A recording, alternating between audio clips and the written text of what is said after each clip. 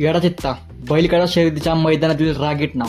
बैलगाडा शर्यतीच्या मैदानात अनेक बैल आपल्या वेगाने आणि ताकदीने ओळख निर्माण करतात, पण रागीट स्वभाव, जबरदस्त वेग आणि दमदार कामगिरीसाठी एक नाव आज विशेष चर्चेत आहे, येडाचित्ता.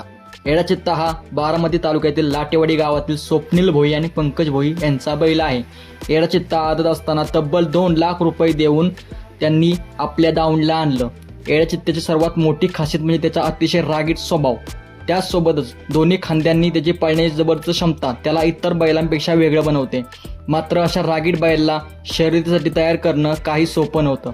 सुरुवातीला येडाचित्त्याला पैरा मिळवून देणं आणि शर्यतीच्या वातावरणाशी जुळवून घेण्यासाठी स्वप्नील भोई आणि पंकज भोई यांना खूप मोठी मेहनत घ्यावी लागली. पण स्वप्नील भोई यांना बैलगाडा शर्यतीच्या डावपेचांची चांगलीच माहिती असल्यामुळे त्यांनी येडाचित्त्याला योग्य पद्धतीने तयार केलं आणि त्यानंतर आदत मैदानात धावतच येडाचित्त्याने आपल्या नावाची ओळख निर्माण करायला सुरुवात केली. दुसरा असल्यापासून 13हून अधिक गुलालावर येडाचित्त्याने आपले नाव कोरले आहे. कमी वयातच अनेक मैदानांवर त्याने आपल्या वेगाची आणि ताकदीची जबरदस्त छाप सोडली आहे.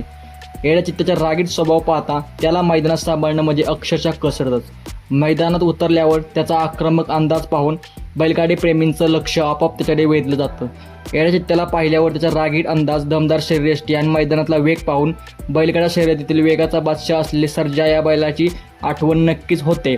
आज आपल्या दमदार कामगिरीमुळे आणि रागीट स्वभावामुळे येडाचित्ता हे नाव महाराष्ट्रातील बैलगाडा शर्यतीच्या मैदानात वेगळीच ओळख निर्माण करत आहे. मित्रांनो, इथपर्यंत व्हिडिओ पाहिल्याबद्दल मनापासून धन्यवाद. येडाचित्ता आणि आपल्या बैलगाडा संस्कृतीचे असेच दमदार व्हिडिओ पाहण्यासाठी चॅनल सबस्क्राईब करून ठेवा. तुमची एक सबस्क्राईब आमच्यासाठी खूप मोठी गोष्ट आहे.